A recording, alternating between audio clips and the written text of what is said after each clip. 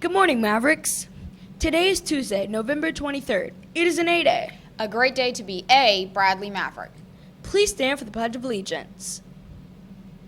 I pledge allegiance to the flag of the United States of America and to the republic for which it stands, one nation, under God, indivisible, with liberty and justice for all. Now please remain standing for a moment of silence.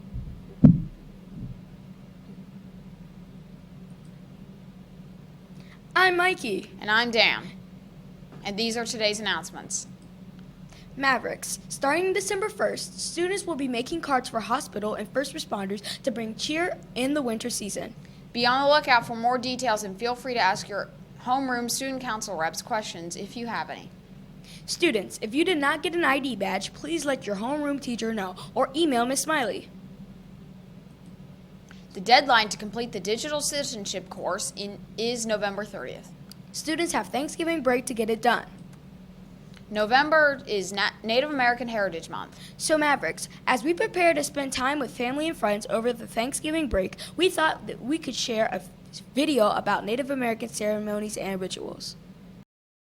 Each ceremony has a specific purpose and holds an important place in Native history. You might have heard of powwows or rain dances. Unfortunately, these are often referenced in a way that stereotypes or trivializes these ceremonies. There are far more than what we see in pop culture, and each ceremony is sacred to our beliefs and way of life. We've put together a list of just a few Indigenous ceremonies in hopes to shed light on these important cultural events and their long history. American ceremonies. The first type of Indigenous ceremony is the pipe ceremony. The pipe is very sacred to First Nations people, and it has historically been used to open negotiations between different nations as a symbol of peace and goodwill. The pipe ceremony is a place for truthful and respectful conversations to take place and for agreements to be made. Indigenous ceremony is the wedding ceremony. Now, traditions vary between tribes,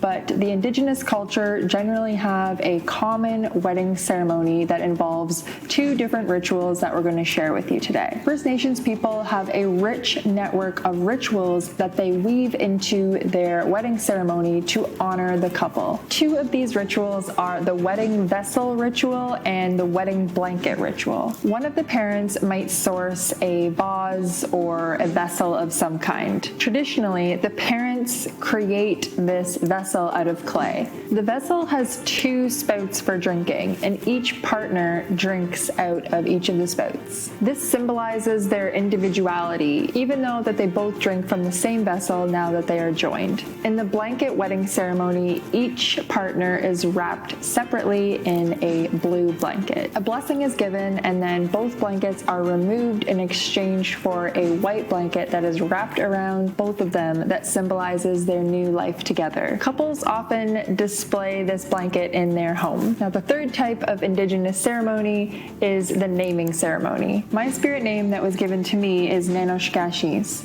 which means little hummingbird in Anishinaabemowin, or the Ojibwe language of the Anishinaabe. In Indigenous communities, people are often given a sacred name. It can happen when you're really young, right after you're born, or later on in life. In old traditions, when a child is born, the family gather together and try to predict who this child is going to be when they grow up, and then they decide on a spirit name that is suiting for them to guide them along that journey. The name is presented to the grandfather spirits in the four directions, and everyone present at the ceremony recites the name. This ceremony is often accompanied by a feast and a giveaway representing your gratitude.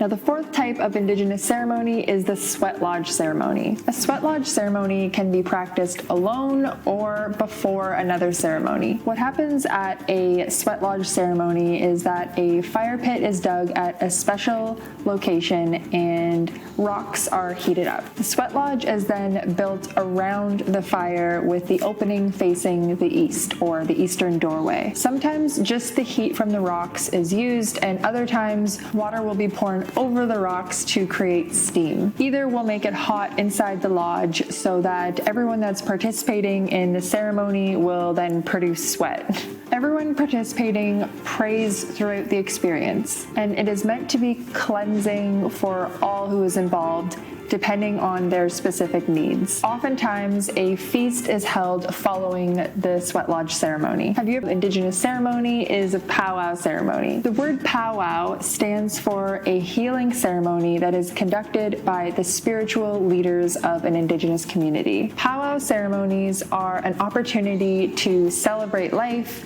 give gratitude, and sometimes to prepare for struggles or difficulties. Watch this video right here to learn more about the meaning of the powwow. Traditionally, the powwow might help the warrior prepare spiritually for battle, or a powwow might be a place to give thanks for a really successful harvest. If you've never been to one, powwows are a colorful celebration filled with music, food, and socialization, and is still a very important part of the Indigenous culture today. Now, the seventh type of Indigenous ceremony is a smudging ceremony. Smudging is used to cleanse our mind, body, and spirit with sacred medicines. Smudging ceremonies might be performed when healing is needed, or when someone intends to refocus their energy. Sage and other sacred medicines are burned, and the smoke that is produced is a cleansing smoke that is wafted around your body and your space. This smoke is very powerful and cleanses the air of any negativity and replaces it with positive energy. You know what some of the common Indigenous Native American ceremonies are and their significance to the Indigenous people of North America.